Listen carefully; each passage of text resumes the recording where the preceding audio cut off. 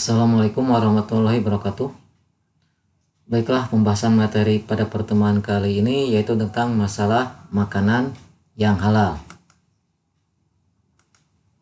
Kita bahas mulai daripada arti makanan halal.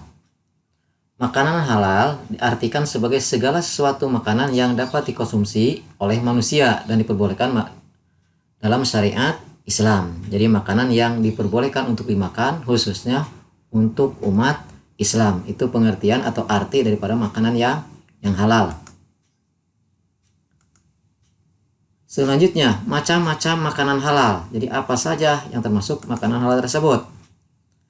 Nah, adapun makanan halal dalam Islam dikenal dalam beberapa macam dan harus dipenuhi agar makanan layak dikatakan sebagai makanan halal. Antara lain yaitu halal zatnya atau halal jenisnya.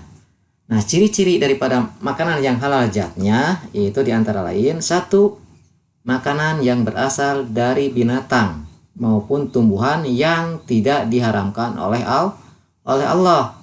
Jadi kita tidak boleh bisa menentukan sendiri mana yang halal dan makan, itu harus dengan aturan ya yang sudah ditetapkan oleh Allah. Terus yang kedua, dijelaskan di dalam Al-Qur'an ya, atau hadis atau ijma juga kias para ulama. Jadi kehalalannya itu sudah dijelaskan di dalam Al-Qur'an atau hadis atau ijma dan juga kias ulama. Itu diantaranya ciri-cirinya ya. Terus yang ketiga, bermanfaat bagi pertumbuhan kesehatan manusia. Jadi makan tersebut harus ada manfaatnya. Khususnya yaitu diantaranya bagi kesehatan umat manusia. Ya.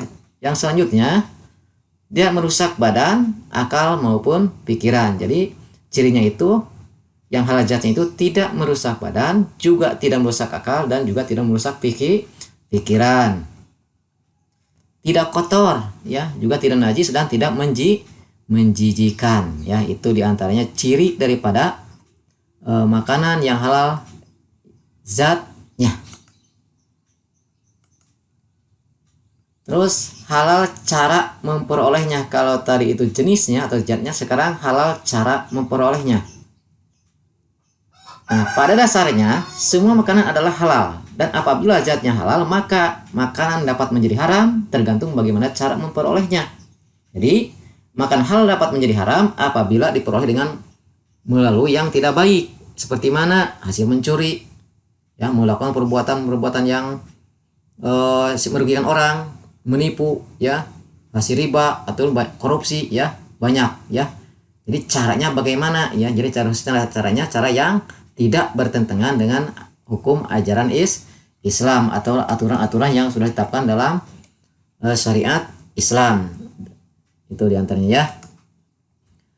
Terus halal cara memprosesnya. Jadi selain cara memperolehnya, juga memprosesnya juga harus halal.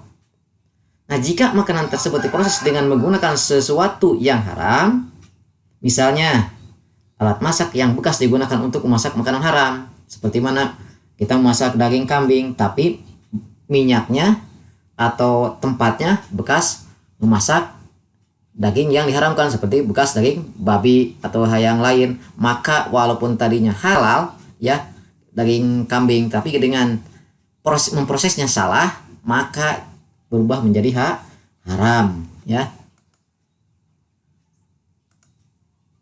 Selanjutnya cara menyajikannya juga harus sama ya, harus betul. Mengantarkan juga serta menyimpannya juga harus betul. Ketiga, proses tersebut dapat mengubah status makanan dari halal menjadi haram. Misalnya jika makanan disajikan dalam piring yang terbuat dari bahan emas, itu tidak boleh, atau disimpan dari tempat yang dibuat dari emas, atau juga diantarkan untuk tujuan yang tidak baik, seperti mana untuk sesajian kepada seperti hal-hal yang suka dilakukan oleh orang-orang musyrik seperti itu. Nah, itu tidak boleh ya. Terus adapun makanan yang dihalalkan menurut agama Islam dapat digolongkan sebagai berikut. Jadi makanan yang dihalalkan menurut agama Islam apa saja?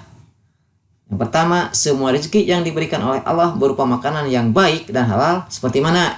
Makanan yang berasal dari tumbuh-tumbuhan tumbuhan, itu semuanya halal. Bahkan kebanyakan makanan yang halal itu adalah berasal daripada tumbuhan. Jadi dari tumbuhan kalau tidak ada yang madarat bagi tubuh halal ya, itu diantaranya ya. Kecuali haramnya itu apabila merusak kesehatan, merusak kondisi tubuh kita, itu baru haram. Kalau selama tidak ada efek yang tidak negatif, yang tidak baik, itu halal kalau makanan yang berasal daripada jenis tumbuh-tumbuhan, padi, jagung, sagu, banyak-banyak lagi seperti sayuran ya, buah-buahan.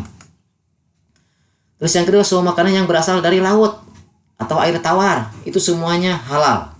Seperti kita memakan mendapatkan ikan ya dari sungai, walaupun mati tenggelam itu halal ya, walaupun sudah jadi bangkai halal. Jadi semua jenis yang hidupnya di air singkatnya itu adalah halal. Silahkan untuk dikonsumsi.